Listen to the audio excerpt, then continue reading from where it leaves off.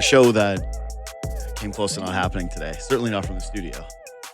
Well, I thought it was going to happen. You were going to make me do 5 minutes of your show where I was just going to take the first 5 minutes to rip you. What would you have done? Oh, rip you. Oh, that's it? Yeah, obviously. That would have come naturally to you. Yeah, I know. I was like, what's the thing I can go the longest extemporaneously? And it's like, yeah, all the... Hating on my good friend.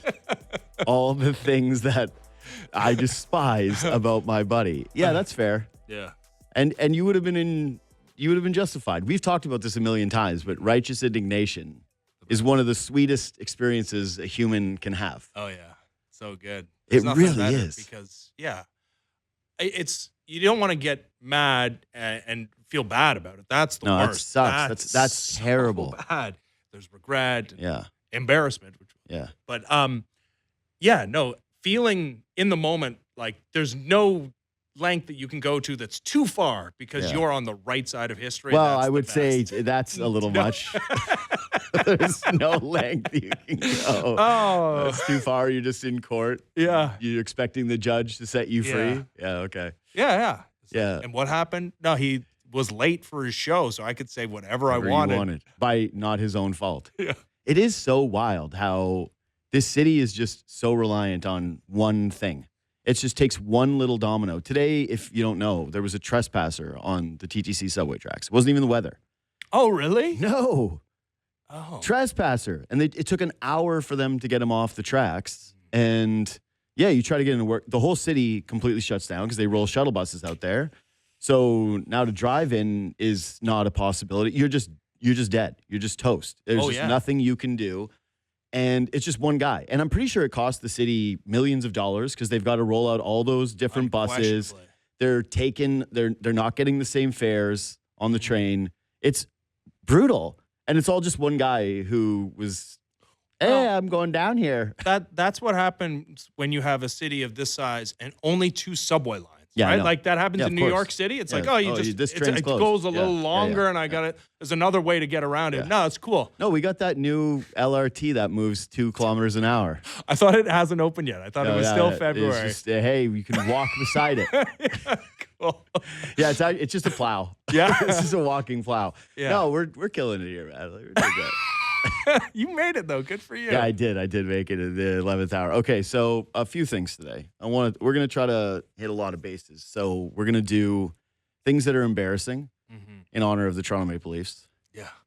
I do want to talk to you about Blue Jays prospects, not in the way that the Jeff Ponces or the Keith Laws of the world would do, where I'm really going to care about, well, let's be real. What do you know about JoJo Parker? Here's what I know. Is that for some reason he's ranked ahead of Arjun Nimala on a top prospects list, despite the fact that he's a baby child, never once seen a pitch thrown in anger by a professional baseball player. Yeah, it's like he's got to have him. So good, definitely top half of the best prospects in all of baseball. I agree, but I'm going to start with this. So I've been ranting and raving about the Toronto Maple Leafs for the last 48 hours, more, because I've been doing it since Leafs Talk on Friday. Well, yeah, I guess that's true.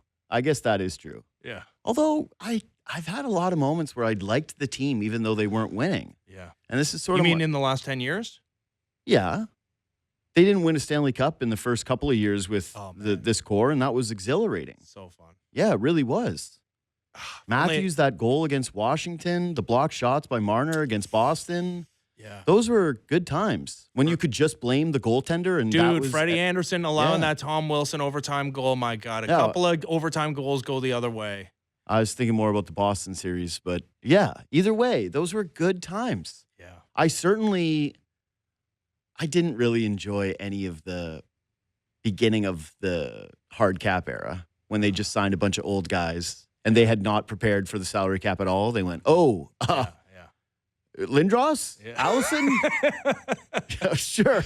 Yeah. Spring them on down. Oh, Scott Lauden's like a dyed-in-the-wool Leaf fan when he tried to do the Jason Allison on the penalty shot. Yeah. So, and I did have great times in junior high and high school and elementary to a certain degree in terms of some of those teams. They were heartbreaking, right? The loss to Philadelphia, Jeremy Roenick, that was crushing, but I loved those teams. Sure. I liked those players. Maybe I was a kid. Maybe kids now don't feel it the same way. Maybe, like, again, I can't really judge it against who I am now versus who I was then. Yeah. Because they were my heroes versus now we're colleagues. The same people sign your paychecks. Yeah, so we're kind of colleagues. You should look them up in the address book, global address book. Look out and send them an email. Yeah. Every once in a while, if I want, I can get one of them on a phone from practice. Can you? Yeah. I don't think it's the best for the show, so oftentimes I'm not really doing it. Yeah. Especially if I know you're not going to be bought into it, right? You know this. In this game, it's about, hey, does the person actually want to come on? Because if they don't, you end up with when we had Richard Sherman. Oh, my God. It's been a while since I thought about that one. That one you were so geeked up for obvious reasons. And he was hawking something, too, which was very bizarre. And he just wanted to basically come on, hawk the thing, and get off. But I don't even remember him hawking the thing in any real way. Yeah. Well, here's a tip for those of you who are hawking out there. Try to be a little personable as you hawk the thing. No kidding. I got a complicated relationship with Richard Sherman. I won't lie. He made one of the greatest plays that I will ever watch as a sports fan. And yet, two things have happened. One is that we interviewed him, and he was a total jerk to us. But two is that he tries to play this whole, I'm a Niners and a Seahawks fan because I played for both organizations, even though he's only famous for his play with one. And he's from the Bay Area. Like, he went to Stanford. So he tries to do these, well, I root for both, and I'll cheer. Whoever wins, I'll cheer for them. And it drives me nuts. Yeah, it truly, and yet I go, you got to just eat it because it's got that moment. Anyways, so everybody's pissed at the Leafs for the most part. There's the apologists out there. What, you don't agree? Yeah, well, I'm like pissed at the Leafs. Yeah, I don't think anybody thinks it's going well. There are a lot of like Nylander apologists and sure. Oh, are you mad about the middle finger and the fine? Am I mad that he was fined? No. Like honestly, I've taken lots of opportunities to be mad at like little I thought were injustices by George Peros and the Department of Player Safety. And I think there's a real thing happening there. Yeah, I agree. There's no monetary number high enough where I'm like, oh no, not poor William Nylander, who looked directly into a camera of the highest rated local television broadcast in the league and then gave the kiddies the finger on Kids Day. So even though that doesn't offend me, and I showed my kids that, and I was like, look at this. Yeah. Because they know what the middle finger is. Here's what I would say. I don't think that anybody should be offended by that. It's a pretty innocuous gesture that by the time you're, 5 years old, you've got that clocked? You know what that is? Yeah. My kids are 10 and 7. They're well aware of what the middle finger is. So if you're clutching at pearls when you're seeing William Nylander flip the bird, you're out of your mind. Yeah. I am a big, and I actually shouldn't have prefaced it this way, that I'm a big pick your battles person because I still pick too many battles. Yeah. Are you a big pick your battles guy? In theory. But this was one, even me as as someone who picks a lot of battles. Yeah. So I logged on Twitter for 10 minutes last night. Just a quick rip.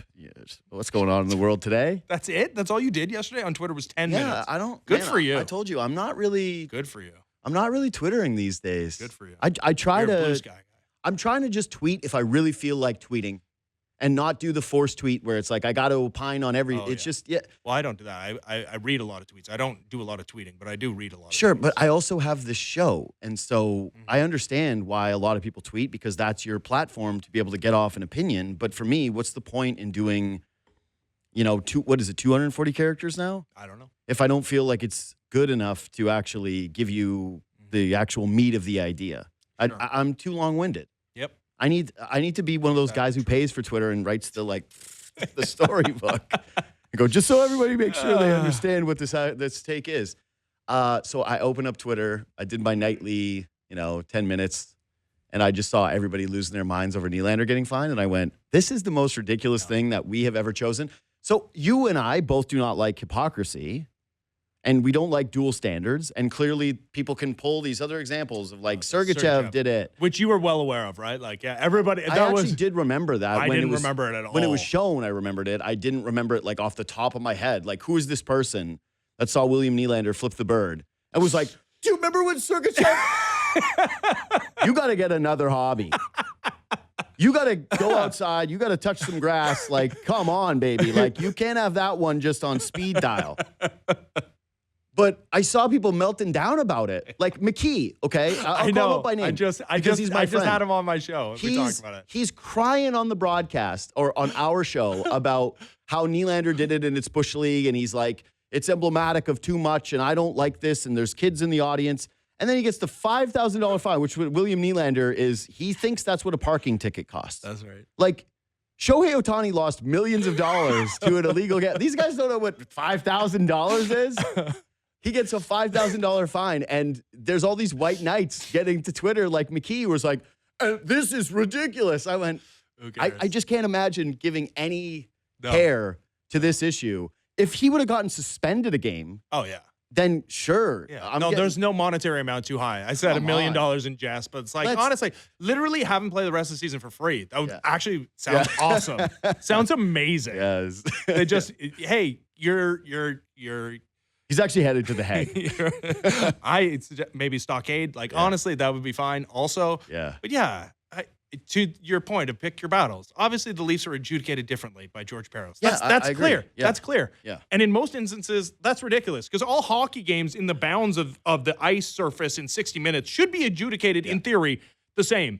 Guess what shouldn't? The broadcast. And like how many people see Mikhail Sergachev on the Utah broadcast or the Leafs broadcast? I think he was on Tampa at the time, but whatever. Who cares? Who cares? Yeah, it should be a different standard. Because there's way more people. That's all William Nylander flipped the bird. I don't even necessarily agree with that. Like, fine, I think if you do the thing, you do the thing. But I just can't imagine caring about this whatsoever. The one thing I will say in terms of why I actually think that resonated to a certain degree, right? Like, the only reason that we're actually talking about it is not because people are clutching at pearls or that people are upset. It's that it seems a little emblematic right now of where they're at culturally, which is, hey, like, we don't really care. He says it's a moment of frustration, and I go, you didn't really look too frustrated, buddy. He didn't look frustrated in the Instagram post, didn't look frustrated yesterday. Still smiling, by the way. Which, whatever. I like, before you go on, like, just like a little experiment, like mental experiment here. Like, what if this was last regular season? Like, they're at the top of the Atlantic Division. They're winning that game 3-0 in the third period. He's still I think people are laughing off. I think it's hilarious. They're like, that's Willie being Willie, baby. It's great. Yeah, totally. It's like an awesome moment. Maybe not awesome, but it's. I took it too far. Yeah, you did. You went too far. It's awesome. Everyone's like, man. No, but here's what I will say. If people got T-shirts with that on it last year, I think people would have some fun with it 100%. versus now where people are kind of like, hey, the team's losing again. Yeah. You're not playing. Yes. You were up there in a tank top a couple of weeks ago. People, I think, for the most part now, accept William Nylander for being William Nylander, right? Like, he's a little aloof. It's Manny being Manny. Right. He is very much Manny being Manny. Dude, but here's the problem with Manny being Manny is, like, they won a World Series in 2004. Yes. And it's also such a different sport because you can't say, well, there was a bunch of serious guys around. There were actually a lot of them. There was a lot of Mannys being Manny on the 2004 Red Sox, but it's different. But that's the problem right now is that there's too many Mannys being Manny and they're losing bad all the time at home right now. In a season where they started off so poorly that they dug themselves in a hole that, they climbed out of, but there was always going to be the underlying frustration as soon as they went back in the tank. Like, all of this, it's funny because I'm seeing a lot of criticism online of anybody who's holding them to account right now saying, and for me personally, hey, didn't you just say that they were looking good? And you go, yeah. How could you possibly watch the first part of the season, see the winning stretch and the way that they were playing, and then flip it into right now and not look like a crazy weather vane person? Like, what other opinion were you supposed to have? And what you can do and what I tried to do is explain away the December 23rd to January 16th. And, like, you do like even I'm not the world's biggest advanced stats guy, but like even like a cursory look at how the game flows were going over that span. It wasn't a bunch of like 5-0 leads, like score effects. No, they were getting blasted in shot attempts, and they were one of the worst teams in the NHL over that span. Despite having the second most points in the NHL over that span, they literally had some of the worst advanced stats in the NHL. I thought that they looked pretty good, and that those numbers last year when they were in first place, there was a lot of similarities in terms of shot attempts against. To me, it was like the way they defended and the fact that they were actually rolling 4 lines that were contributing for the first time in a very long time. But anyways, they looked like they had some chemistry with the Lautens and the Stetchers of the world. Yeah, I don't want to get too bogged down in that, but what I wanted to bring up was how there's been a lot of discussion about the culture, right? Yeah. Rightfully so, I think, because you look at something like this and the way that Friday transpired, where they didn't seem to be embracing the pressure of the moment or even acknowledging that this was a big game to the fan base. Yeah. They laid an egg while the other team took it uber seriously. And by the way, you could even extend this to the Detroit game because Detroit took it the same way, where they went, these are a critical 2 points for us. Yeah. We are putting it out there how critical this is to us. And the Leafs move has sort of been passive. They don't really like the idea of putting pressure on themselves internally and expressing that through media or to fans. Mm-hmm. Then they come out in the Colorado game. Same thing happens. This is a day after the captain doesn't speak, which, by the way, I dug in on. Like Myrtle mentioned yesterday that he wasn't requested by media. I asked a couple of reporters about it, and they went, yeah, most places don't have to even request the captain. And there's been quite a bit of pushback in terms of getting Matthews in the first place, which is so odd because he's the captain of the team. Yep. And they were like, you guys want him a lot. I go, yeah, he's the captain. He's the captain of the team. Really? Yeah. So that excuse doesn't hold any water to me. So the cultural issues, and I've seen some people pushing back of this idea like, well, it's too corporate. And while I do agree that, I'm going tonight, I think that there's like a corporate atmosphere to these games. Mm-hmm. Like it does feel a little overly sanitized at times. It's been a library. It's been too quiet. I think that part of it is the way that some people have been priced out, whatever, the economic times we live in, all these different things. But I also look at, the Blue Jays and the Toronto Raptors. Mm-hmm. Toronto Raptors are in MLC as well. And the Raps seem to... And they, again, winning changes a lot of these things. People were down on the Raptors the last couple of seasons. Mm-hmm. But it certainly didn't feel as though we were having these big, grandiose conversations about their culture. And look at how quickly they've rebounded. And now without Masai Ujiri. So you can't really just say, hey, this was one president or general manager. Yes, I think that the infrastructure top down is important.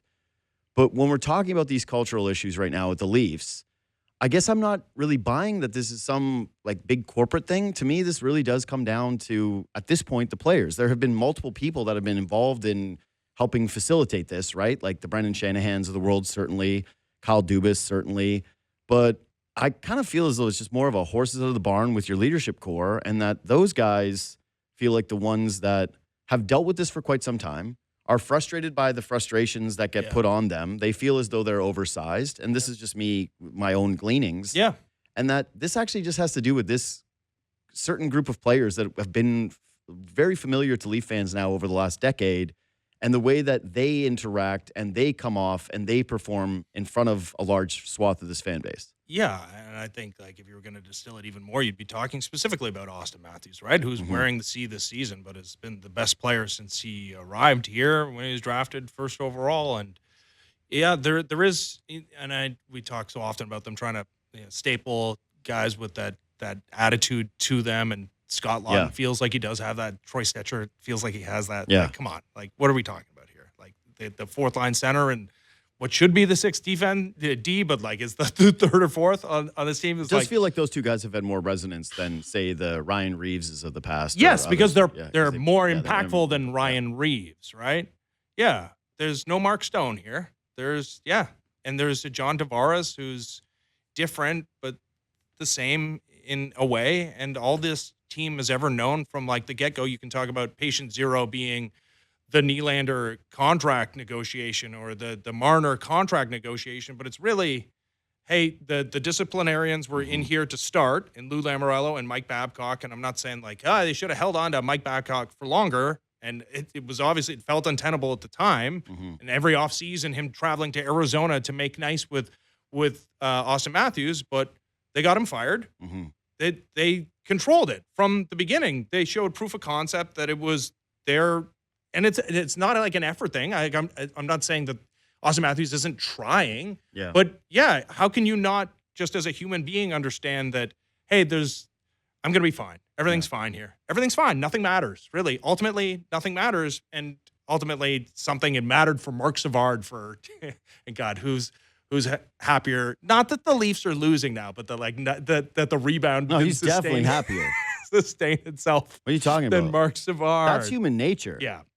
He's probably rooting for those guys like his friends in a way, but there was a stretch where it was 10 games of people going, I did a pod, I don't know, 2 weeks ago where I was asked that question by John Buchgras, like, is it really just Marc Savard? And I went, God, this is extended now to Bucci. Crazy. Yeah. So anyway, yeah. But yeah, no, to the outset of it, it felt like that was the message. And it's been so long that's been received, and eventually they move off of Mitch Marner, not of their own doing, and wanted to give him the most money in the history of the franchise.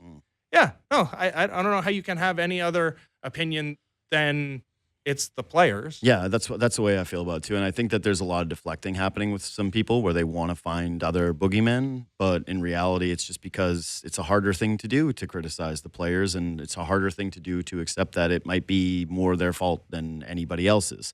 And you always did have other scapegoats. There was always Shanahan. There was always Dubas. There was always Sheldon Keefe.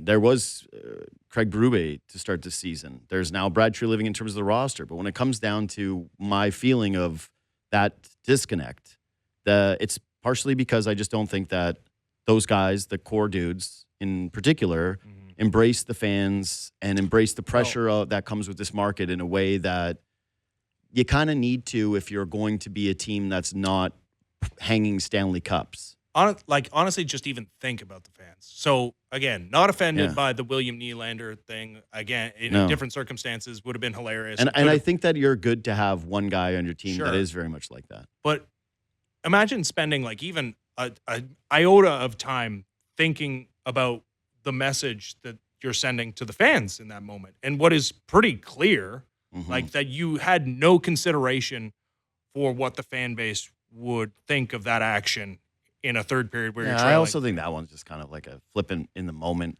quick Is thing. It though? He gets a couple of seconds, Sure, but he's just kind of joking around with his butt. It's like, who hasn't tried to make a joke that bombed, right? That's something that sucks. To me, that one's not really like a big thought project. This is just a guy. You think William Nylander thinks about how he's perceived by the fan base ever? Not particularly, although he has done some of these series where he's willing to open up his life a little bit, and I think it's more so that he's not really bothered by too much, and he's pretty happy and content with the way everything is in his life, which is fine. I don't. Who wouldn't be? Yeah, of course. But you're supposed to be different than me. But yeah, you can have one of those guys. But Armin just put this in our doc, and I think it's actually a good point. So the Raptors win this game in Portland. Yeah, and they party with the fans that are. That's so awesome. Yeah, but the Raps do seem to have that where they're thrilled about it. You've seen, and again, maybe this would be different. You're separated by glass in this sport. Yeah.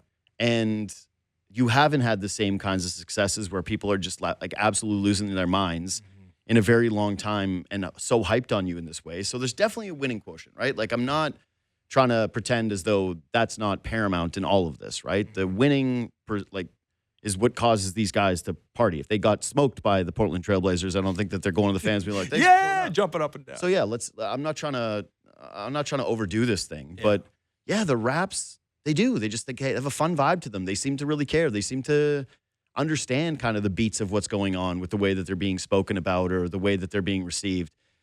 Granted, again, they won a championship in 2019, so the fan base to me is a little bit more. I would say understanding of any struggles they have. Same with the Blue Jays, where it's just it was ugly with the Jays and the way the fans felt as they tumbled into that wild card game against. Think about how bad the vibe was after Minnesota. Yeah, very bad. Very bad, right? Yep. Very, very, very bad. And I don't think that those players were beloved. And there was certainly. People were having conversations about Vladdy and his postseason, and it was just it was that way. So winning does change a lot of this. Yeah. But it's also when you start to win, the way that you interact with people and the way that you handle the moment.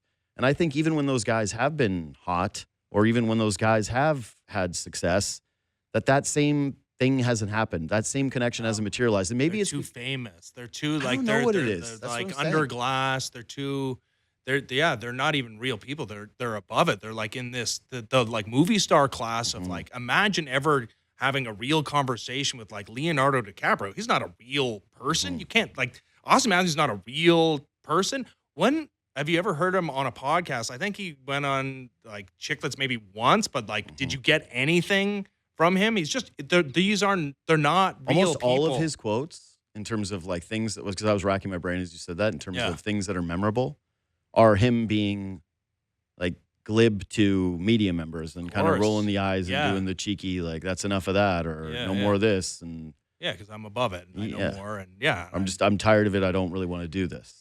There's just not, they're separated. And I know the Leafs, they try and do the community thing where, man, it sucks. Their outdoor practice was canceled. And even when they tried to bring it indoors, that was canceled. My kids wanted to go to that. And they try to do these outreach things. But even I've been to those. I've taken my kids.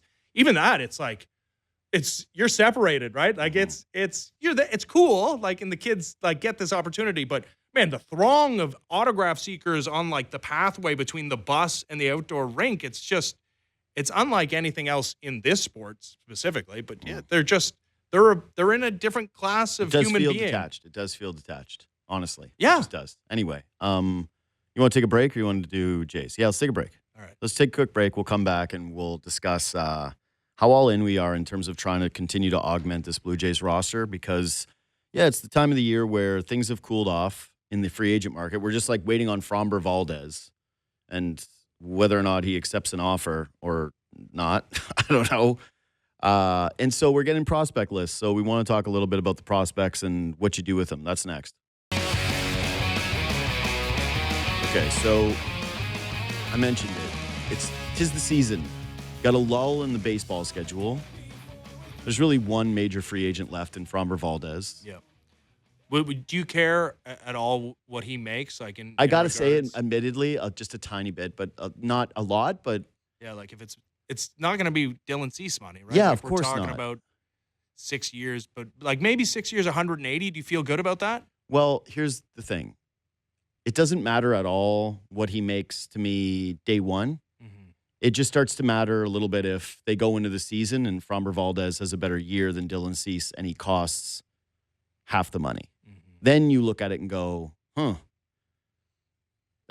right. But I don't really, it's not a major concern for me. It's certainly not something that. Bad teammate, though. Threw that baseball at that young catcher's chest. It is crazy that one instance seems to actually have had a real.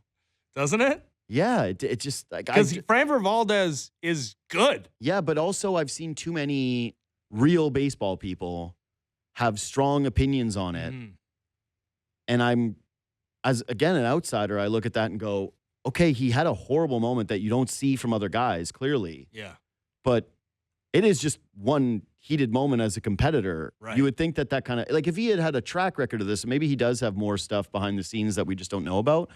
But yeah, it is a little weird. Anyways. So now you're starting to see prospect lists come out.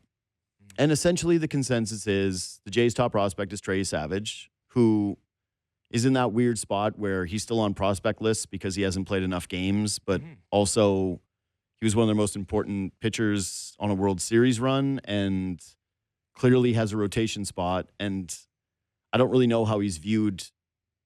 Like, he's not a prospect in the sense of people are like, when could he arrive? And streaming on his feet. We've seen it. He's a stud. Even one of the lists I saw had him at 25, and I said, how could he possibly be that low? He was brilliant in the postseason. Sure, I guess if you're still trying to project out his entire career, but if you got 24 guys today that you're valuing higher than Trey Savage, it seems a little I agree. much. But yeah, it is a tiny sample. Fair. Jays have two other guys that are consensus top 100 dudes, and that is JoJo Parker, who you mentioned has not faced any professional pitching, and Arjun Nimmala, who comes in later than him on most lists. I'm not going to ask you how you feel about these prospects because I don't have any handle on these guys whatsoever. But the Blue Jays have been criticized over the last couple of years about not really having enough in the farm system, and it seems a lot healthier now, right? They've got Gage Stanifers. Well, I was going to say it's like the minor league pitchers, like the pitching prospects who are not on the top 100 list, like outside of Yasavage. Like, Yasavage was supposed to start this wave of good young pitchers. So they're far more stocked now than they were a year ago when we were having Ricky Tiedemann conversations. Right. Remember Orelvis Martinez? Yeah. Where is he? He's not in the organization anymore, I don't think. I have no idea. But this is kind of where I'm going with this. Is like yesterday I pulled up the Blue Jays first round picks from like 2010 to now. Yeah. Lots of stars in there, eh? No. The highlights are Marcus Stroman, Trey Savage, I guess Jeff Hoffman. Alek Manoah, who had a moment. It's pretty thin. There's a lot of TJ Zoiks and Logan Warmouse and, misses. Mm-hmm. Right now, as of today, I'm not talking about at the deadline because if the team is really good and they need to augment in an area and use a prospect, I'm pretty sure everyone's going to be of the same mind, which is, make a trade. We're trying to win a World Series and you're in a playoff position. You're one of the best teams in the American League East. No duh. You're moving in prospects to be able to get players of impact, especially guys who have some term or who you really believe are plus WAR players. The question is, as of today, where are you at in terms of feeling like, hey, this team's complete? Are you being aggressive in the trade market? And also, one little added side note, is any part of you a little more reluctant to move the Namalas or the JoJo Parkers, given that they could be shortstops, and right now you don't have your shortstop of the future? Well, I mean, you do defensively in Andres Jimenez, and if what he showed offensively in the playoffs with a couple of big home runs, right, a couple of big moments, if he can rebound, and he's only 27. But that's the thing; it's like as long as Vladdy is locked up long term for his entire career. And he's not old by any stretch of the imagination. He's 27. But, so what is, JoJo Parker's the most optimistic projection is 3 years from now he's major leaguer? When Vladdy's 30 and still... Well, that's not the most optimistic. We have seen the Mike Trouts and the J-Rods. And I guess. Yeah. That'd be shocking. Yes. I'm sorry. Yeah. But whatever. I'm being a semantic jerk. Anyway, sorry. I didn't Don't be a jerk. Yeah. Anyways, he's in his prime right now. And, 30 is still your prime, but it's closer to your late-ish prime, your prime, right now. You have your position player set, you have your starting pitcher set, bullpen maybe not so much, but that's an ever-evolving situation. And yes, you lose some players in free agency at the conclusion of this season, but it's hard to imagine, what you're trying to predict is, okay, those young prospects being impactful and driving winning at the same time that Vladimir Guerrero Jr. is in his prime. Because it's him and I guess now it's Trey Savage. Addison Barger, as optimistic as I am on him, I'm not convinced at all he's some star, right? Some middle-of-the-order bat for the rest of his career. No, I think those guys are too far away. When you're talking about teenagers for a team that just made it to Game 7 of the World Series and is the favorite to win the American League in 2026. And you said it, man. Look at the list of prospects this team has drafted and then traded away. And where is the horror story of guys that have come back to haunt you? Mm-hmm. It doesn't mean you don't give them up for nothing, obviously. But no, this is the window of contention. Prospects are for poor people, as we say. Let the poor franchises have the prospects. You get the ready to be paid and perform major leaguers right now because you're a big boy and you're ready to win. In theory, though, you and I agree on the same thing, which is the prospects are for poor people. We both had times where we had Jordan Grosjean's conversation. Oh, boy, did we. Yeah. God, who was the guy? Nate Pearson, obviously. Yes, of course, Nate Pearson. But who is the guy that got traded for VR? Don't remember. There was a Conine. Oh, yeah, Griffin Conine. Yeah. He actually had a moment with the Marlins. I know, but it was Didn't he get popped for... I shouldn't speculate if I don't have the answer to that. But that's tough. That's tough. But the Blue Jays did have a run of guys, including Marcus Stroman, who popped for performance enhancers, and obviously Orelvis Martinez continuing that long line. Either way, the point here is not, would you trade prospects? It's, are you shopping them now? When you look at the lineup today, and you're in the trade market, which doesn't seem to be blustering. It's always Cardinals guys with the Blue Jays. It's this is a new tradition none other, which is going all the way back to Jack Flaherty. Yeah. Feels like, hey, Lars Nootbaar. How many times has Lars Nootbaar been a Blue Jay?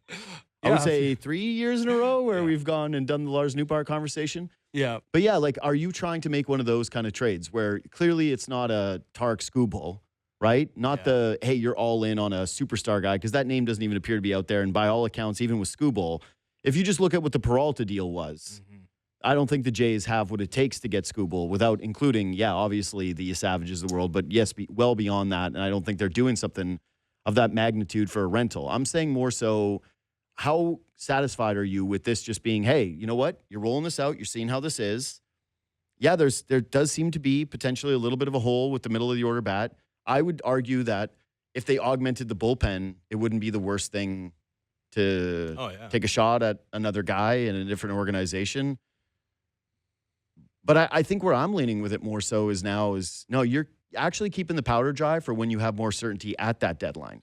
Yeah, unless there's the risk those prospects dip off, though, over the course of the year, too. The Ketel Marte discourse and the roller coaster of reporting around that one.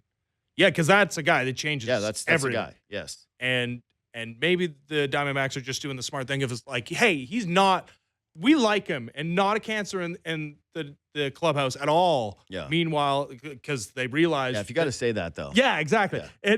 And realizing what that's doing to his market, instead of doing the Devil's Dougie Hamilton thing where it's like, hey, healthy scratch. Anybody want if you're with a friend and you're sitting around and they tell some guys, like they meet up and they go, he's not a bad guy. Yeah. Immediately you go, this guy's the worst everybody's guy. talking about me already as though I was a bad guy. That's out there. Yeah, 100%. Ketel Marte, is you want to talk about late prime? Like he's 32, but that guy, first of all, you don't take a roster player off this Blue Jays team, and you are talking about one of those top 100 prospects that aren't Trey Savage, but one of those ones. Yeah, I think that I've tried to make this clear that Trey Savage is not being offered for anything. I think the Diamondbacks have to see proof that this can't work, because remember, they got Corbin Burns. Like, they're not supposed to be so good too. They're not supposed to be as irrelevant as they are, but like that's a guy. Absolutely. And especially if you think that you're organizationally, the power of friendship is going to quash whatever there is inside of Ketel Marte that makes him go away for a bit and be a bad teammate. But the skill set there, I would absolutely be looking at that type of addition, because as much as it's going to take playing time away from a really good player like Ross Atkins, the last time we heard from him, that's what he said when the Blue Jays were in on Kyle Tucker, and to a lesser extent, Bo Bichette. Yeah, you can get by. I'm sorry, like Okamoto or Ernie Clement or Addison Barger or Anthony Santander. Like, one of you guys is sitting every day for a guy that is an MVP candidate. So it sounds like you're still saying, like, where you're at mentally is you would be pretty thrilled if they were continuing to try to augment before the season started. 100%. It does feel like that window's closed. Yeah. But that's just what we've also learned is, like, the insider's not as insidery as you'd like. So maybe those conversations. What do you mean? Like, I don't know. I know the Dodgers were mentioned with Kyle Tucker at the outset. I felt like that one, the narrative of Kyle Tucker changed a lot. I haven't felt like I've been sold accurate bill of goods on a lot of the offseason storylines. Oh. That's just me. I have a high standard, though. I guess you wanted the truth immediately. Yes. Yeah. All right. So I think that I'm good. I'm not saying that if they brought in the right player that I would be heartbroken over trading the prospects. That's not what I'm saying at all. Trade JoJo Parker and Arjun Nimala for Ketel Marte today. Yeah. You're saying no? Yeah. Oh, you're the worst. You're the worst. No. I would just rather see based on what they have. This is my argument for it. I would rather see what they have with this team right now to start the season. It's good. I can tell you what they have. It's a very good team. But that's my point. And then see what your area of like real need is come the deadline when you need to be able to use those. Because that's kind of the case here is that the pieces are still, in a way, limited. Yes, you have more depth. Yes, you have more guys that are intriguing to other organizations. But you don't have so much that if you make the one move now, you have the ability to make what I would believe is a major splash at a deadline if a really good player does become available that you think fits your team a little bit more. Hard for me to I imagine. would roll the dice on how good they are now and think that they are going to be in it. Hard for me to imagine a more impactful offensive player than Ketel Marte. Yeah, he's a stud. And who fits beautifully. Like, part of that is the Blue Jays weirdly, I'm more, like, maybe it's the Kyle Tucker thing and the conversations we had around it, and also losing Bo Bichette to free agency where you didn't have to give up anything to have him be an infielder. But I'm not, like, my area of need with the infield is not as high as it is with if they were to try to upgrade, as callous as this sounds, like the Nathan Lucas spot. Yeah, I think in an ideal world, though, Nathan Lucas is still your fourth outfielder, and you're praying that Anthony Santander. Well, I was going to say, it's kind of also upgrading the reliance on Anthony Santander's spot as well. Yeah. I do like Addison Barger, though, more in a corner outfield spot than at third base. And I know Okamoto is going to try and hack it. Yeah. Like, that's a black box for me, is what type of defense you get from Okamoto at third base this season. But, yeah, I'd be fine. I know I love Ernie Clement, and he's changed my perception on the player, but not necessarily – he doesn't need 600, 700 plate appearances. Like, and he can move around, and I think the idea of him being the everyday second baseman, like, that's not entirely necessary. Like, he can find enough playing time, especially if Okamoto can't necessarily hack third base. And, man, Ketel Marte is an MVP candidate. That impacts. Yeah, you're kind of talking me into it. Yeah. All right. It's Leafs game day. Score a Popeye's chicken sandwich for only $6 in classic or spicy. Make it your new game day tradition. Get your $6 chicken sandwich at a Popeye's near you. Yeah, I'm going down to the game tonight. So we'll be off Leafs talk. It's going to be Sam and Borny. So, yeah, the Leafs are embarrassing right now. They've embarrassed a lot of people. Certainly Friday was embarrassing, and so was the start on Sunday. So in honor of them, things that are embarrassing. You want to start? You start. Okay, I have accidental fart. Because farts are funny. I've been there. I'm thinking of one instance in particular, but like where you think it's going to be silent. Yeah, when you're in public or you're, God forbid, around a woman, and you just have that one where it's like, wah! Yeah. Super embarrassing. I know some people are going to say, no, it's funny always. No. I am leaning to more of the farts are funny guy, but no, that's super embarrassing, and you have to literally sit in it for pretty much like the whole day. Yeah, that's really bad. I'm thinking of one in particular where I was sitting on a leather couch, and that may have played into it. I was like, I can just let this one, like, everyone's on the other side of the room. No. Like, and then, didn't work out. And everybody's head snaps to attention. Like, it's not what you want. Yeah, it's not what you want. Okay. I've got one that's very particular to me. I sweat a ton. Like, if I drink a coffee, or have a shower immediately upon, like, being on an exercise bike or something, I will sweat. Like, I sweat a lot and quite often. And, like, when you're in a conversation with somebody and, like, you can feel a bead of sweat going down the side of your face. Yeah, I'm not as embarrassed by that. I'm more just uncomfortable, and I'm not able to keep the train of thought because I am starting to think about the beads of sweat. And then the embarrassment adds to the sweat, and then you start sweating more. No, that's embarrassing for me. Like, that's devastated. That part is the worst when you're like, stop sweating, and all you're thinking is, this is making me sweat more. Yeah. I have someone saying, hey, you're too loud. Yeah. I get that one a lot. Yeah, I know you do. That's why I have it on the list. Yeah, but but there's nothing worse when you're telling a story or you're having some drinks and you're going on, and then someone hits you with the you're being too loud, or hey, you're yelling. Oh man, that just makes me recoil inside, and I feel like the world's biggest monster and the world's biggest idiot whenever someone hits me with that. And I you're louder than I am. Yeah. Because you're deaf. And people don't know that about you, is that you can't hear. I've accepted that part of my personality. That's, again, like, you don't get embarrassed when you sweat. No, I get but embarrassed when I sweat. You're telling me that if you're telling a story and someone hits it, like, Ben, you're so loud, you're not embarrassed at all? No. Wow. Like, good for you. Because I know at the knees. I am loud. I get it. Yeah, it cuts me out at the knees immediately, and then I lose all confidence. I'm done. It's actually like an easy kryptonite for me if you ever want me to shut up. That's great. That's good information for me to have. Yeah.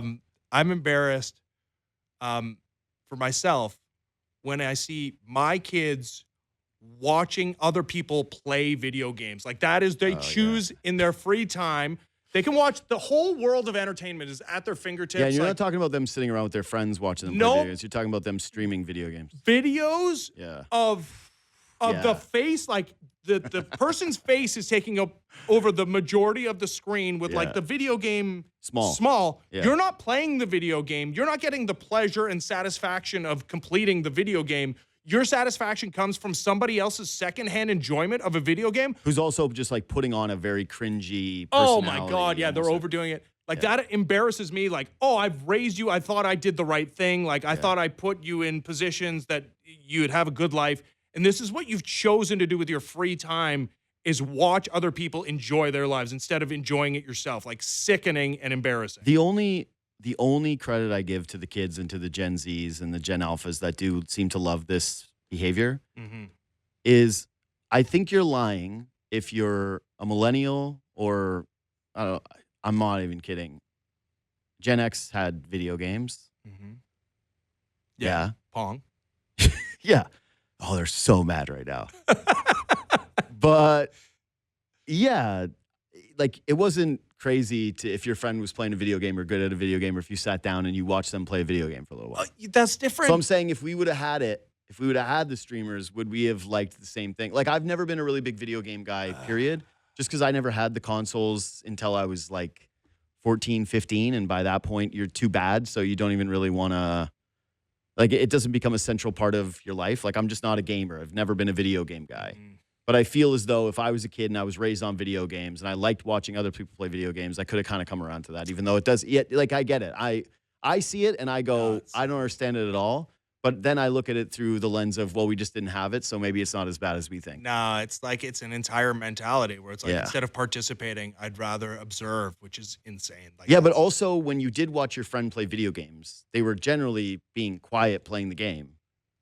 And you weren't watching someone like screaming and doing antics and Yeah, I don't know. It's entirely different when you He chat. You go, yeah. Yeah.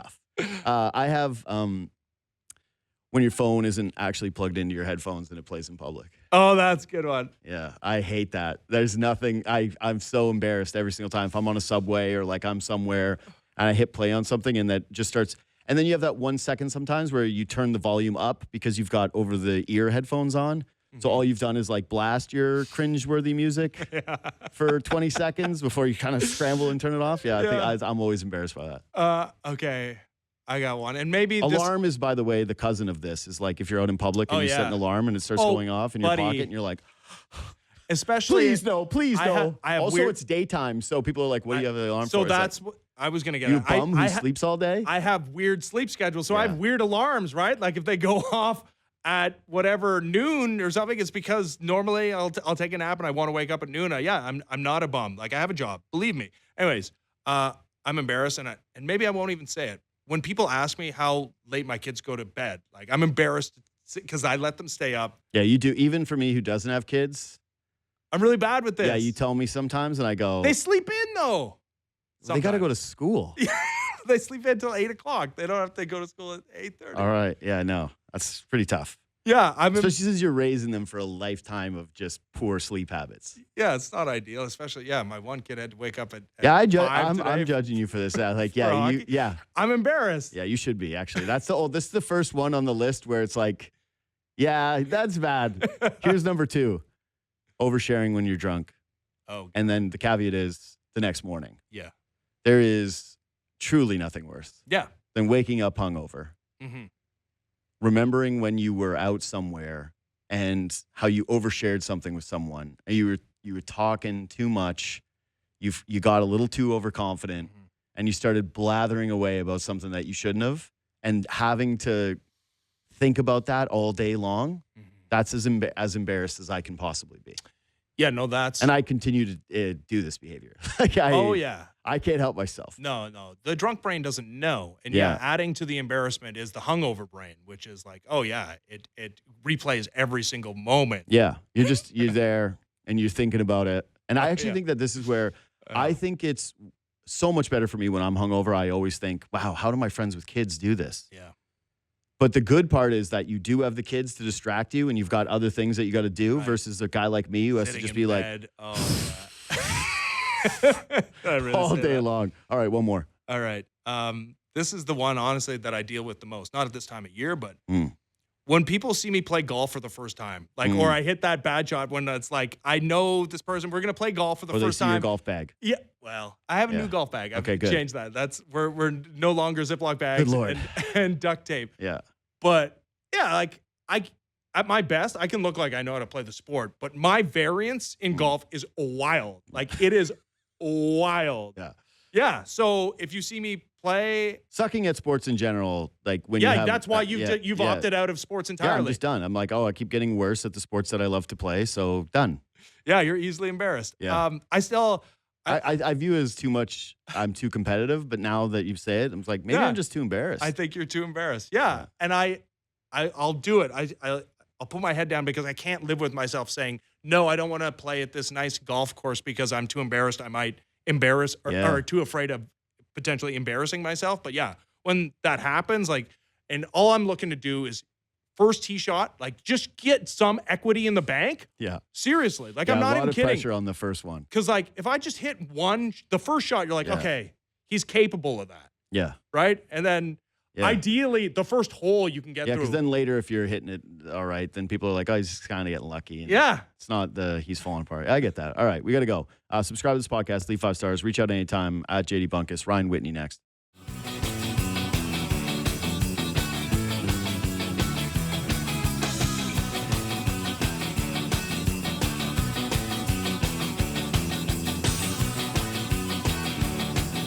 Honestly, the worst thing about the horrific commute in today is like when you're not sure you're going to be here on time and you're just stressed for an hour.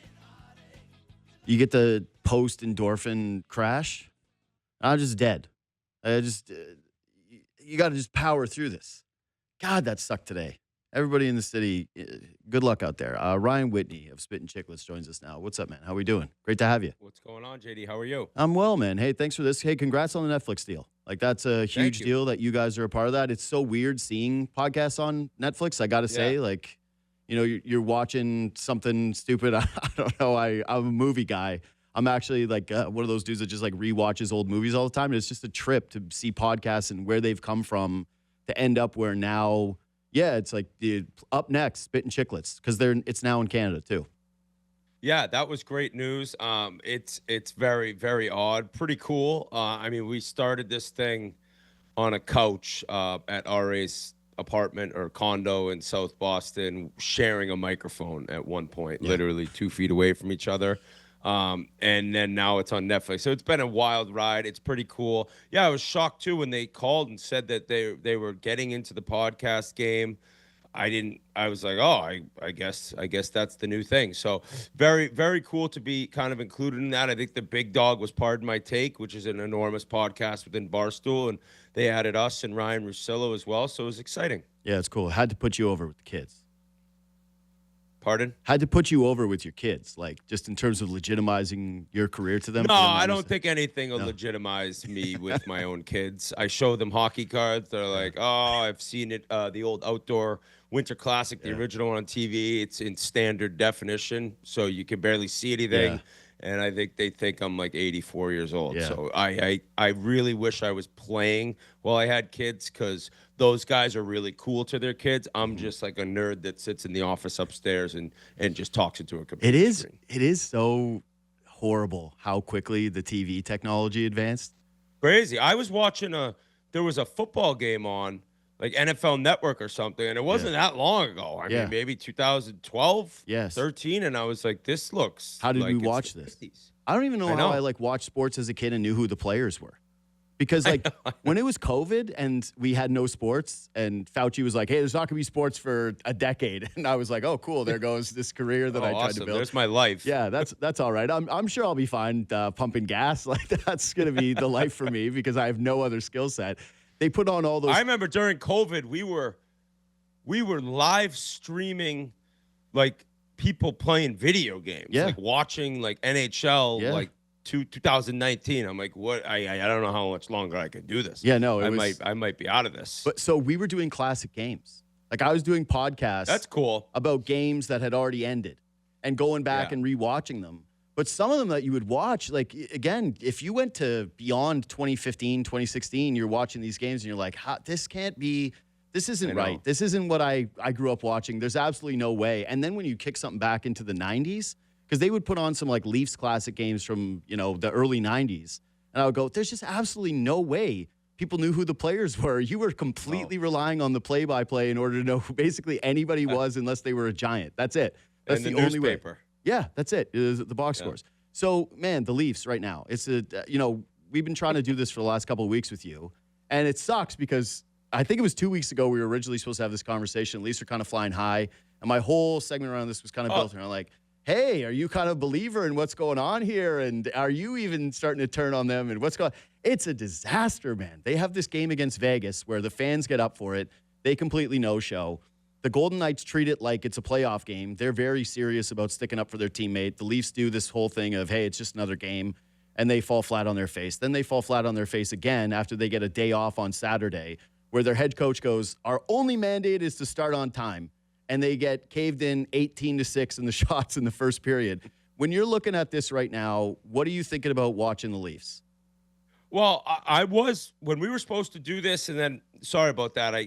Some stuff came up. I had flipped. Now, mind you, before the year, my bet of the year was Leafs over 99 points. I think it was 99.5 points. Because I figured, like, all right, well, they're still a really good team. I Stolar's Wall together. They had 108 last year, so you're like, okay, 9 points worse. And granted, Marner being an enormous loss, I just still thought they had a lot to at least get in the playoffs. And then I'm like, oh my God. And Matthews, I thought he was hurt. And then all of a sudden it flipped. He had the hat trick and the 2 goals, whatever. It was like 10 goals in 11 games. Everything started turning. And I'm like, all right, this is the team that I kind of envisioned, that Biz has envisioned and talked about all year. And then I don't know what happened. It went right back. And at this point, it's a full-on circus. It's Barnum and Bailey. It's the coach who got bit by a great white shark in the forehead. It's the tank top in the press box, followed by the middle finger in the press box. It's the no-show against Vegas. That was bizarre to me. And Chiclets, we recorded yesterday, so it drops today. Mm-hmm. We talked about how Vegas, they got behind Marner. They did such a good job. And it went back, I think, to Eichel going through that, where he went back to Buffalo and he kind of knew what was coming. He knows that feeling of really, and I don't want to say being hated, but there were loud boos. And I was happy that the crowd was very cheerful and giving him, props and claps on his video. But overall, right, after Elliott's article dropped, that added gas to the fire. I mean, there was just so much more info that came out that it's like, oh my God, they're going to be all over him. And Vegas, they got together as a team. It started with Kolasar ripping the jersey down. It started with, after that, the team, right when that video started, they got up, and I haven't seen a team bang that loud on the boards just to support one of their guys the way Vegas did. And the Leafs, I thought they'd be really fired up. I thought it was just going to be a sick atmosphere in there. And it was a playoff type atmosphere, and there was nothing. And the Colorado game, it's hard to dog a team when you get just caved in by Colorado, because on the nights that they're clicking, and I know it's been a little different for them the last 10, but everyone gets fired up playing in Toronto, and they had been struggling, and then the Avs came in full force, and they had nothing. So, yeah, it looked good. It looked like they were turning things around. I figured that would kind of be the team that they were the rest of the way, and it's been a disaster, and it's just all completely falling apart again. So the reason why I was so pissed at the performance against Vegas is a lot of what you mentioned, where Vegas embraced it. And you're right. Maybe Eichel, having gone through this in his career, had a big part to play in it, where he's their leader, and he knew exactly what Marner was going to be going through with the stuff with the Sabres. So he was maybe just better prepared for this moment than a bunch of other guys were. But for the Leafs, all day long, I'm watching interviews, right? They had Max Domi before the game. And granted, they had already played Vegas the Friday before. So I get it gets a little nauseating having to deal with the media asking you the same questions over, and especially about a teammate who you got either a friendship with or a bit of a complication with or a complicated relationship that you don't want to bury. You don't want to try to add unnecessary noise. But they kept doing this thing of, I know you guys don't want to hear this, but it's just another game. It's just another game. It's just another game. And I looked at that on the outside going, this is sort of the thing that you guys have always done in big moments, where you've tried to like take the pressure off it by saying that this isn't a big deal, that this is just like you got to go out and have your same approach. And I get that being a pro athlete, you do have to have some of that mindset, right? Like it's an 82-game season, you get into the playoffs, it's a slog. But their approach in these big moments always kind of does seem to be this thing where they almost seem like adverse to any added pressure in the moment. And then when it happens, it's like, yeah, you're not up for it the same way the other guys are because they were feeling it that way. Yeah. I think that it makes sense in a way to just say, like, yeah, it is another game. And because there's so much outside pressure, and whether you want to say, like, a player has no business feeling that outside pressure and this is his job. Well, sometimes when you're in a market like Toronto, or Toronto being the #1 spot, there are moments it's like, all right, we got enough going on. We have enough noise outside. Like, let's just treat this normal. But within the group, it has to be like, this is a different night. The playoffs start. This is completely different type game. You got to play different. And that night against Vegas, you would think it would be like, this is a kind of a playoff game. And, and we lost the first one. We blew that game, right? So let's like put it on them here. Like, let's get on Marner. And, you know, I'm not saying anything dirty, but like, let's just make this a really difficult night for him. It's going to be difficult here in the booze, although some players do love that. And we're going to make it even more difficult. And then it was just, there was nothing there. There was no energy. There was no life within the team. And the arena, which can be kind of quiet, at least down low a lot, it was actually alive. It was like an atmosphere in there that you'd kind of want as a player. And then they had nothing. And I would be shocked if Eichel hadn't talked to that team like, we're going to have his back. Like, this is a big night for us. Just like you said, like, let's go, guys. Like, let's beat him again. We already got him once. Let's not even let him get a point this time. And they did that. Well, even when you were talking about Colorado and how, hey, it's tough to be hard on a team when you're facing the Avalanche, I'm like, yeah, I agree to an extent. But part of the reason why I liked Colorado in that game, too, is that the Leafs beat them in overtime in their barn like a couple of weeks ago. So you thought they were going to get up for a little bit more to say, hey, these guys aren't better than us. And I thought, conversely, the Leafs not to just be able to have that point of pride where they blew multiple 2-goal leads against the Vegas Golden Knights, that they would want to say, hey, let's make up for that game, especially considering where we are in the standings. But your point about the market is sort of why I brought this up, because I like, it's noisy here, man. It just is. I do a daily. There's a million shows that talk about the Leafs. They get talked about to death by every single person in, what is the biggest hockey market. There's a fan base that's really pissed off because they thought they were getting multiple cups, right? When those 3 guys were drafted, they got compared to those Blackhawks teams, and it was basically like, you remember when LeBron did the not 1, not 2, not 3? We were doing that in Toronto with these guys, and so there's this feeling of just, it's kind of toxic here, man. Like, it just is. It's the players, it's the fans, it's the media. All of it is not. It's this ugly kind of gumbo. But you played in Edmonton when Edmonton was struggling. Do you think that what you're seeing with these guys, the way they kind of try to push that pressure back, the way that they do kind of like tamper down the energy within the group, is emblematic or in some way responsible for just the market that you play in? And when things are going tough, it's hard for you to kind of go out there and talk tough. Yeah.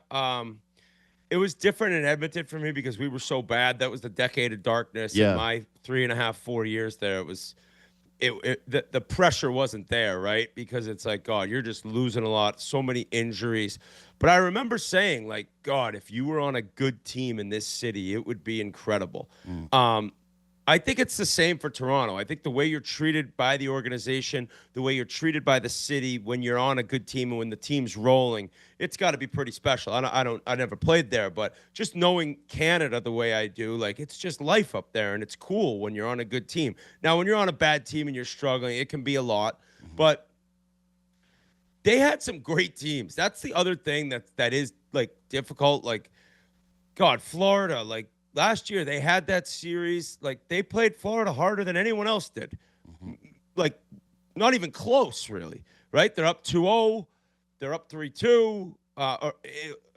It was just, they had that series, right? Like, and the other years, they ran into those really good Boston teams. They were just so close, it felt like. And I say so close, they didn't even get to a conference final, but they had really good teams. So then you don't get over the hump. Marner leaves. And it's kind of like, oh, my God, like, is this kind of like coming to an end where I didn't think it would? based on like their roster still this year. But I also got to bring up injuries this year. Sure. You know, like they're a different team without Tanev. That is a huge loss. And now they're going through the tough times. And now they're going through like fans who are furious about them not getting the cups and who still thought this team would be special without Marner. They're not. It's a weird time. And like, yeah, when you say toxic, there seems to be like talking to Leafs fans or hearing from different Leafs fans, like a disconnect. Yeah. I don't really know how to describe that, not being a Leafs fan, not living there, not playing for the team. But it seems like fans are like almost disgusted with how the players act. And then players are disgusted with what the fans say about them. So you're looking at it from the outside and you're like, that is a circus right now. And then you look at that trade and I get it. They bring in Carlo, but I'm in Boston. I see Fraser Minton and I see the first round pick, which could end up being, top 12 pick. Yeah. Like, and then the fans are like, oh my God, Carlo's hurt half the time. He wasn't as good as we thought he'd be last year. Minton looks phenomenal, and we don't have a first rounder. So it's like all these things, since all this time has passed, that just are, I don't know, they're just all rolling up into one, and the fans are just furious. And I get it. Man, you nailed it. The title of yesterday's pod was The Leafs Fan Disconnect. Like that is the way to describe it. The way that now, how would you describe it? Like how? That. Like, yeah, so like the fans are just disgusted at the no cups, obviously. Sure, that's a part of it.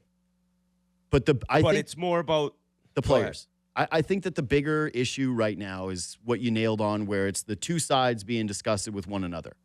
Like you mentioned how playing in a place like Toronto, and when you were in Edmonton, you thought, hey, if it ever got hot here, how fun it would be, how great it would be to be embraced by a market like this that's so hungry. Like, so I had Gary Roberts on during the playoffs last year, and he mentioned how he loved the noise because it made him feel accountable. That when he played, when he was showing up every night, he was like, people care. So I want to make sure that they're getting the best bang for their buck. And if I play like crap, someone's going to talk about it, and I'm going to have to respond. And the issue I see with the players and why I think the fans are extra pissed is like, man, we're used to losing here, okay? Like, we didn't stack cups before Austin Matthews and Mitch Marner and William Nylander arrived.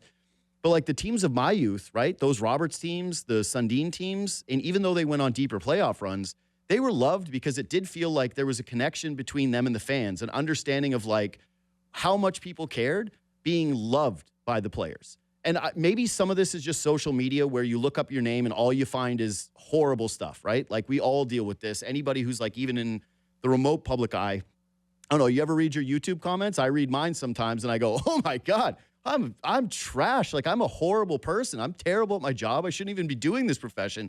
So I get there's that added layer.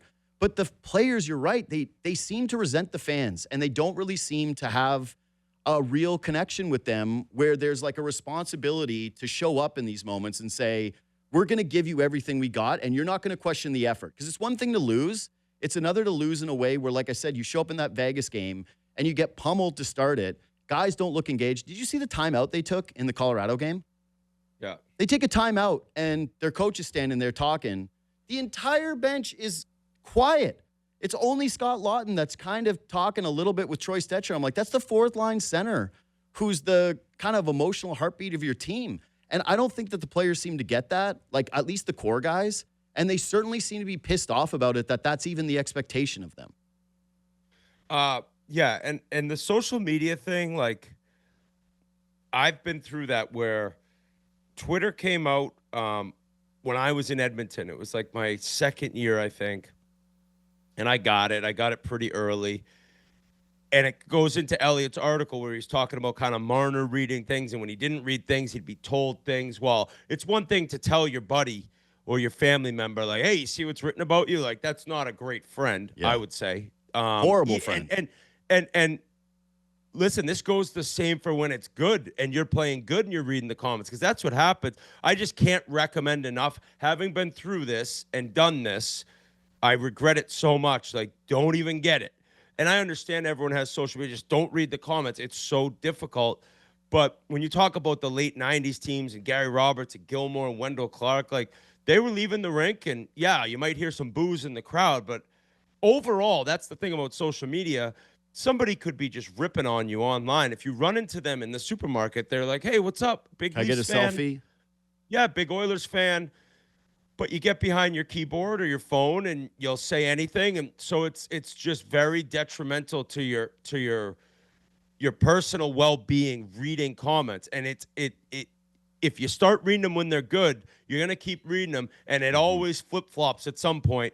I mean, look at Matthews, right? Like, look at like all the amazing things, and 95% of that guy's career, I bet you most of his comments are like, look at this guy. Now, granted, playoffs are maybe a different story, but it's like, this guy is just one of the greatest goal scorers we've ever seen, one of the most dominant players we've ever seen. And then now this year, at the beginning of the year, I'm sure his comments and his direct messages weren't great. I don't know if he reads them, but it's something that you just are, if you are reading them, no matter what, even if you're like, oh, I don't care. Like, it's just, you're seeing it. It's in your head. And then you're finishing game. I remember in Edmonton finishing games. There was an overtime game. Jaromir Jagr walked me, scored, and like right away I was like, "Oh my god! Like, what are my comments going to be like? Did like anybody how bad see? is that? Yeah. How bad does that sound?" Yeah. And so that's something that wasn't around earlier. That just isn't good for a player's like mental well-being. It doesn't matter if they're good or bad because it switches around at some point, and you're better off like going about your business. You have a bad game, I got to be better tomorrow. You have a great game, I got to continue that next game tomorrow. And that's the way to go through life. Not just sports, it's like life in general. Yeah, like I don't really read our comments because I went through it as a player. So now on social media with what we're doing, I'm like, I've been through this. I'm not doing it because I don't want it to change me and what I do and how I approach my job. Well, the other thing too, though, and I don't know how you solve for this, but with what you guys have with your pod, right? You guys do, say, Chiclets Cup, or you do live events. So even if you did read those comments, when you go out in the real world, you see what the actual representation is of your fans because you interact with them. They are there trying to take the selfie with you. And you did also live in a time where you were able to separate Twitter from reality and go, okay, like these fans, when I'm meeting them in public or I'm seeing them at games, whatever, are pretty normal for the most part. They're not calling for my head the way that they are on social media, how they're getting so aggressive behind a keyboard. I think one of the issues is even if you're just reading the comments or even just a little bit, and your only connection to the fan base is through social media, and there isn't any basis in the real world, which I don't think these guys really have, then of course you would think that all these people are toxic, right? Like, that's the world. And that they hate you. Yeah, that everybody hates you. They don't. Exactly. Most of these people are just like diehard fans in Mimico like that are dying to meet you, to see you, to cheer for you, just to go to a game, right? I'm going tonight, and yeah, you don't show up and everybody's grumbling and pissed off and wants to go. They're there to have a good time and root on the team for the most part. Like the vast majority of fans, even the ones who are pissed off and frustrated by it, they're frustrated because all they want is for the team to win one time. Like, that's the bar. Win one time. Anyways, the Matthews stuff. I want to get into like a little Olympics with you because there's two things. One, it's different because you played, and it's different because you actually like played for Team USA. But we've got this thing in the market where Matthews all of a sudden started to get hot. And yeah, he's not, he hasn't scored a point in the last 3 games, but whatever. He looks good. He looks like himself again. Yeah, he does. There's like a fear of you show up and this guy kills Canada. And then he has to come back and you got to root for him with the Maple Leafs, right? Like on a bad team, but he's the guy that buries you. And how that changes the relationship with this guy in this market, right? If all of a sudden the most famous memory you have of Austin Matthews is scoring a game winner against Canada to eliminate them in an Olympic game. Do you have any of those same feelings with Connor McDavid? Because you love McDavid, and I know you hate Canada in this context of like USA versus Canada in the Olympics, but like you see McDavid score that big goal in Four Nations, that's one thing. Now it's Olympics, though, where the stakes are even higher, where it's like, if Canada wins, we won 2. If we lose this one, it's like, who cares about Four Nations? You lost at Olympics. What's your relationship with McDavid watching him play for Canada against you when you are a huge fan of him, but then he has to go play for probably the team that you hate the most? That's something that if fans ended up holding that against Matthews, I think they're the biggest idiots of all time.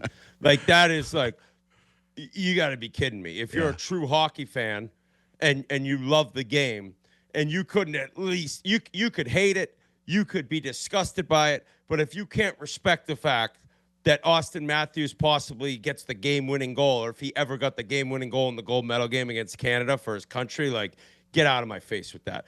And I will say, if McDavid does it, which he's already done it last year, Four Nations, if he does it to the U.S., I think it maybe is a little different based on the success Edmonton has had. I don't love where their season's at this year. It seems like they've definitely changed things a little bit, but they still haven't won 3 games in a row. So I get, like, if you're rooting for Edmonton and you're an American, you're like, all right, well, we still have been to 2 Stanley Cup finals. We're going into the playoffs this year.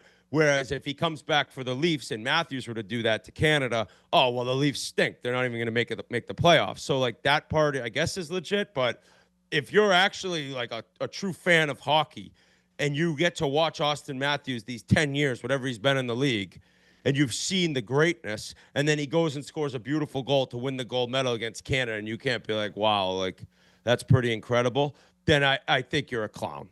That's kind of what I would say. I think it's I don't think it's like you'd hate him. I don't think it's certainly that you wouldn't respect it.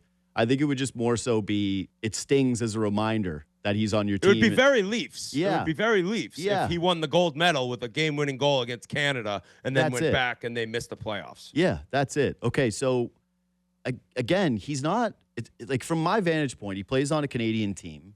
And they haven't had a deep playoff run. And last year at the Four Nations, though, was a bit of an eye-opener for me. And again, this is social media, right? This isn't my American hockey friends that are, like, really bitching about Matthews. But it was pretty surprising to me how much hate he took online from USA hockey fans for not coming up in the big moment. Like, he does wear the captaincy for them. And he did have some chances, right? Like, that game could have ended with a couple of opportunities around the net. Yep. His line was incredible. I thought he played unreal. He just didn't finish. And now it's just, like, in the context of this, like, Patty Kane celebration tour and realize, he's the greatest American-born player. When Matthews came in, it was sort of the same thing that I was talking about with how we were expecting the Leafs to stack cups, that it was just a certainty that this guy was going to be the greatest American-born player. I remember having Mike Modano on and talking to him about exactly that topic, like, how important is this guy to USA hockey? The Tkachuk brothers seem like the faces of it now. They do. Eichel, the way that he's playing, God, it's almost hard to say that he might not even be the best guy. What do you think the pressure is like on Matthews right now for just USA hockey in terms of, like, the expectation with him, but also the narrative around who he is right now for that team? It's huge based on the fact that when you look at Canada, they have more up front. They got more big dogs, right? They got McKinnon. They got McDavid, they got Crosby, and then you look at the United States and you look at, like, Eichel and Matthews. So if Matthews is there and if he's not scoring, it's like we need you to score. Do you know what I mean? Yeah. Like, we don't have the riches up front that Canada has. And I listen, I love the American team, but if you look at the 12 forwards, 13 forwards on Canada versus the US, it's not particularly close in my mind. Now, I think we run away with the defensive side and the goaltending. No question. But up front, where the games are won and lost, not to mention the fact that you see the 2 leading goal scorers from the United States aren't on the team. So if the United States goes to Italy and they come up short and it's lack of goal scoring, listen, they go there and they lose a gold medal game 5-4. It's like, all right, well, you can't really complain about lack of goal scoring. We had enough goal scoring. The defense and the goaltending didn't come through the way we thought they would. But if they go and they lose 2-1, 1-0, and Matthews didn't score, or, Eichel didn't produce, it's like, oh, those were our guys. We needed those guys, and we left Caulfield and Robertson at home. Yeah. So the pressure is just a little higher based on the fact that we don't have as much superstar talent up front. So it's like, it just a little more pressure gets thrown on Matthews, considering, I mean, he's on a better pace than Alex Ovechkin was through the same amount of games played for goals scored. So you look at that, and you're like, this is truly one of the greatest goal scorers the league's ever seen. We're going to need him to do it in international best on best. Yeah, I just actually think that from a legacy standpoint, he's the guy with the most to gain on the USA team. Because, like, I agree. Matthew Tkachuk has won Stanley Cups. Jack Eichel has won a cup. And, yeah, Brady's situation, I think just his age and the fact that he's got a brother, I don't know, maybe doesn't feel as big for me as it could be. But Matthews is he's not as much of a goal scorer. Yeah, he's that's not it. as Like, offensively talented. Yeah, Matthews is the captain, and they didn't win the last time. And I don't know if 4 years from now he's going to be the captain of USA Hockey. Maybe, but it kind of feels to me a little bit like, to be honest, not to make everything about Toronto, Sundin, where he wins with Sweden. And the way that we celebrate, you can't say, hey, this guy never won anything, because he won an Olympic gold medal for Sweden. And if you're Austin Matthews and you score a bunch of goals and you're one of the primary reasons why USA Hockey gets over the hump and beats Canada at Olympics, I just think that puts you into a different echelon in terms of, one, well, clearly he can win, and maybe it's the other guys. Like, he's a winner. He shows up on a big stage. But two, because he doesn't play in those American markets and maybe doesn't get the same lift from a media standpoint there as, say, like a Tkachuk's, that he does become a more popularized and embraced figure south of the border. Yeah, and I know I have an 8-year-old like Austin Matthews for all these kids. Like, he's the guy. They love him. One of a few guys. It's like he's all their idol. But yeah, that's a good point about Sundin. Considering I think also he was the one that dropped that pass back to Lidstrom right off the opening faceoff of the third period. So he wins the goal. He gets the assist on the game winner. Yeah, that is a good point. I think that for the U.S., I think basically the way you put it, for the U.S. to win the gold medal, unless they're winning games 1-0, 2-1, they're going to need Matthews. So, like, if he goes over there and he doesn't play great, they probably don't have a very good chance of winning. It's just that simple. He's that good. He's that important. And he goes over there and he gets the win. Now, it would then say, like, I think a lot of fans are like, oh, he might end up in an American market. I'm just kind of like thinking out loud here, like, well, Toronto can't do anything. Look how good he was in the Olympics. Look at how good he is pretty much every regular season with Toronto. And he's had moments in the playoffs where he's been pretty solid too. But he might be asking out of there. He might be out of there when this contract ends. So it would just be another storyline. But as an American fan, that's why I was so kind of rattled and I guess worried's not the right word, but at the beginning of the year, I'm like, he has to be injured. Yeah. This doesn't make sense. Like, every year, this guy has just physically dominated games. Forget the goal scoring. Like, the way he protects the puck, how powerful of a skater he is, how physical he will be at times. Like, what's going on? And then it switched. And even in these games, he hasn't had points. He still looks it's like way it's different. The Austin Matthews we know. It's way different. So I feel better going into Italy. Yeah, you should. You're right, though, too, is that's actually the secondary story of that. It's like, if he lights it up for the States and he becomes a beloved American figure, and I'm not saying that he's not the hero to the kids. I just mean there's going to be more casual eyeballs on this thing, and he becomes a household name if he's the guy that scores a golden goal against Canada. That if he's looking at it and saying, hey, I'm not winning here. And, man, Elliott's piece, you want to talk about the thing that actually stood out the most to me was that they negotiated with Matthews 2 years before, and he had that clause of, unless things go off the rails, then I might be out of here. 2 years left on his deal. Every American market starving to get the guy who is the Olympic hero. Toronto not in a great place. No draft picks. Nobody coming up to play with. Martyr already left. Ooh, I mean, like, I'd be terrified of that prospect. Like, I just, not like the league wouldn't want him already, but it would just add to a different marketability if he was somewhere in the States. Yeah, and like, you look back when Oshie pulled off that shootout and the heroics against Russia, it's like, imagine if he was playing in Canada at the time, like, every single fan base of an American team's like, oh my God, we could get TJ Oshie. Yep. TJ Oshie's going to be a free agent in a couple of years. Right. So you're right. Like, if he ends up having an enormous tournament, and I would say every fan base already would love to have the guy. I mean, it's like a guaranteed 40 goals, and when he's on, it's 50 to 60. So I think that it's a good point in saying if he goes and dominates, which he could, then it makes it a little bit even louder about his deal coming up. But that piece was pretty cool to learn, and I would think Leafs fans would be, and correct me if I'm wrong, Friday night when Marner got on the ice, there'd be boos, and then at the beginning of the game, at least when Matthews got on the ice, there were cheers. Mm-hmm. Almost, hey, do it. Thank you. Like, you've been loyal here. You've been great here. You were willing 2 years in advance, a year before you could even sign, to say, yeah, I will be here. I like it here. And I think fans, I would hope, would appreciate that. I think they do. It's just a matter of, like, again, it's complicated because when you no-show in that game and you don't get any points, and then like Matthews didn't talk to the media before or after that game. Well, it had been in the Vegas game. Yeah. I think that's where he was like, I'm done with this, did. right? He said it to Mark Masters that he was like, I don't want to do any more Marner questions. But I just look at it and say, yeah, man, you still are the captain of the Toronto Maple Leafs, and you lost this game. And I do feel this way. Like, if they had won, he speaks, right? Like, he scores 2 goals, and they win the game, and he talks. And then when you lose and you don't do it, it's just a bit of a tougher look for me. So while I agree with you that the fans do appreciate that, and that Matthews is loved here overall, dude. Like, you saw the reception when he broke the goals record and the way that people feel about him.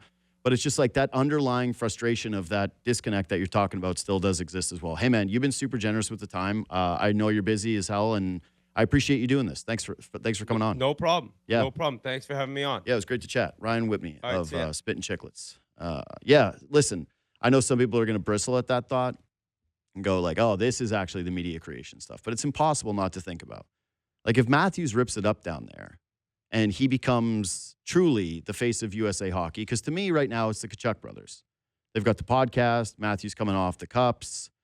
They got the fights. Those are their memories. But if Matthews is like the big-time goal scorer down there and he's doing his thing, you're telling me that it's not going to add to more hype around how far away he is from free agency? I don't know if it adds even one iota of him actually leaving, because every team already does want him and the Leafs want to keep him, and like nothing really changes. I'm just saying that I believe the noise around it will get louder. Anyway, subscribe to this podcast, leave 5 stars, reach out anytime on Twitter and Instagram at JD Bunkis. Quick break, we'll hit what we missed.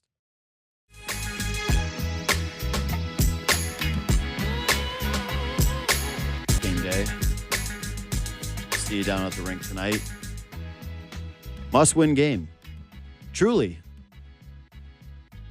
It's weird to say that in what is still January, but I just don't know how you could go 8 points back of the Buffalo Sabres and look at a surging Florida Panthers team. Boston picked up another point last night. They lost in overtime. The way that this division is playing, and not think this is as critical of a game as they're going to have before the break. I do think that the Leafs are going to stack a couple of points before this is all said and done, just because they do have Calgary and they do have Seattle and Vancouver, who's like, that should be just an automatic win. But to me right now, it really feels like you need to win this game. You might need to win all 3 of the next ones. Like, basically, to me, you got to start tonight, but a 4-game winning streak ahead of the Edmonton Oilers game, which is going to be a coin toss or Edmonton favored, however you want to say it. Yeah, you can have this thing slip away if you don't end up winning tonight. And I just don't know how you can be serious or credible thinking there's a good chance that they're going to be able to get back into it. Especially given ahead of the deadline, there would only be 10 games left, I believe. And if you're that many points out of it, you have to make the right decisions, which are not doing nothing, but making moves that pull from your roster and make it even more difficult to make the postseason. So huge game tonight. That's why I had to be there for this one. Armin is here. What did we miss? Let's start out with the Jamal Shed's exclusion from the Rising Stars game. They announced the 3 rosters yesterday, which is the G League team, Elijah Martin from the Raptors 905, and the Raptors got the call for that. Rookies, sophomores, CMB got the rookie call, which is great. But Jamal Shed was left off the sophomore team. After, honestly, you could argue he's even in an MIP conversation. So a lot of Raptors fans were obviously pointing that out, and it did seem a little... So I didn't pay too close attention to this. Did any team have multiple sophomores or multiple representatives? Because like the Raptors are the only reason I can think of this, because you're right. There's no reason to exclude him based on his role and his numbers from this conversation. He should obviously be there. But my only thought on this would be the Raptors already have Elijah Martin there as the G League, and they already have CMB there as a rookie, and they want to get representation from across the league in a game like this. So they're trying to fill, even though there's like less deserving guys. That'd make a lot of sense, but the Grizzlies have 3 sophomores. Yeah, that's tough. One team. Yeah. 3 sophomores. Yeah, that's tough. But when you go in, so the stats thing you said, I actually think that's the problem. is that assistant coaches don't have time to watch these guys all season long. Mm-hmm. At the end of the day, they're scouting for their team before they play the Raptors. But when you go look at the numbers for the other guys, it's really hard to take someone else out. But this is where, now I get it. It's a rookie-sophomore game. These players are mostly going to be on lottery-ish teams. Sure. There are a few exceptions like AJ Mitchell on OKC. But winning plays should matter a little more. Like, it shouldn't just be look at the stats. Okay, Cedric Howard is shooting better. But you said it. Like, it's just, so these teams are selected by coaches? Assistant coaches across the league, yes.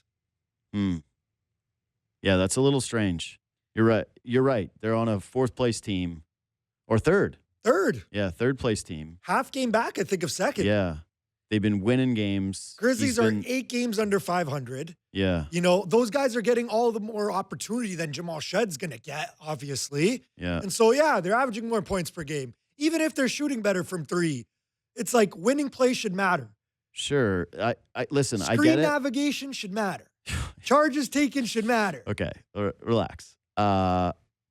It's an easy position to take saying the Raptors guy should be there who has factored into their winning. And I do agree with that. My thought would be 2 things. One, how upset is Jamal Shedd that he doesn't have to go and that he just actually gets the time off? 2 is, like, to the Grizzlies' point, so their sophomores are who? Like, can't Scottie Pippen Jr. is hurt? Jalen Wells, Cedric Howard. Yeah, and, Cedric Howard. Spencer. Rookie. Yeah, Cam Spencer. Yeah. Yeah. And out of those 3 guys, number-wise, Jalen Wells should be the odd one out. Yeah. Yeah, I was going to say, I'm not watching a lot of Grizzlies games, but like Jalen Wells is 12 points a game. Yeah. Exactly. Probably could have just leaned with the Raptors guy on that. That's a pretty difficult case to make by those assistant coaches that you're going with the 12-point a game or over Jamal Shedd. They do the reputation thing because he had such a good rookie year. They're like, okay, it would be weird if we take him off now. His numbers haven't really changed. Yeah, listen, and I get that. I know I'm saying, hey, Jamal Shedd might not want to be there, but generally when you're at this stage of your career and you're also you're an overlooked guy, like that's what I mean. Is like you're an overlooked guy, 45th overall. My bet is that he would have liked the nod from the league and to be in that game. And Mamu did tweet out, which I'm guessing, he's like right beside Jamal Shedd on the plane. Like he did tweet out, like where's Shedd? So. Yeah. Anyways, what's next? Shedeur Sanders was named to the Pro Bowl roster. Mm-hmm. He had a pretty horrific end to the season. Sorry, there was a part of his season that really wasn't horrific. Like he threw 7 touchdowns and had 10 interceptions. It was worse as it went, which it shouldn't be. I saw something with Shedeur where I actually saved this because I was So Shedeur Sanders on the QB index, which I'm not like. Listen, this is not the QB index is not something that everybody points to and says like, hey, this is the gospel that we use for quarterbacks. Yeah. But it is just a metric that the nerds use. So average on a QB index is 100. It's very much like WRC plus, right? Okay. You're looking for 100 being the baseline. Everything below that, you go, room for improvement. Everything above that shows you're an above average player.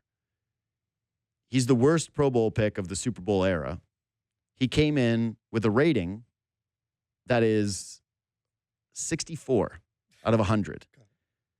No one here is trying to write the script of Shedeur Sanders' career. Maybe he has one. I thought he flashed some moments. Overall, to my eye, I think he's a guy who struggles with quick decision-making. Maybe that comes with time.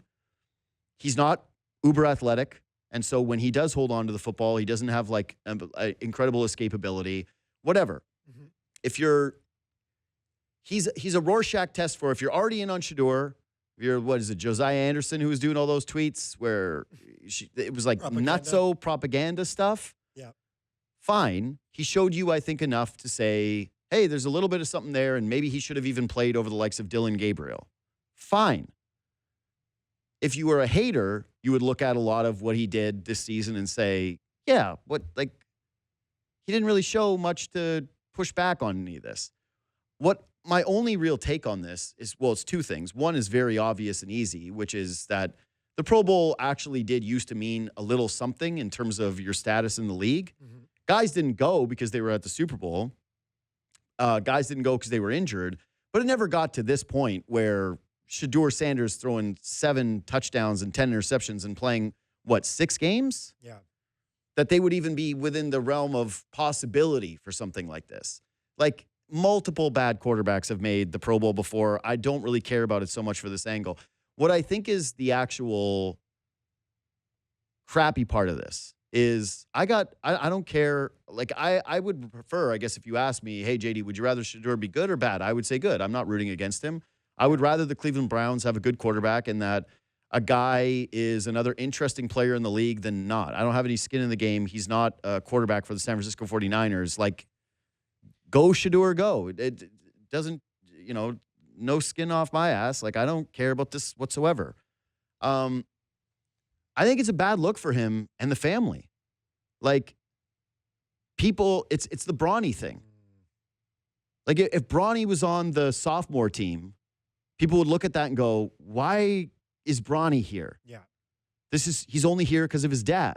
And with Shedeur, it feels similar where they're putting him in this spot to try to gain this attention, but the attention is not going to be positive.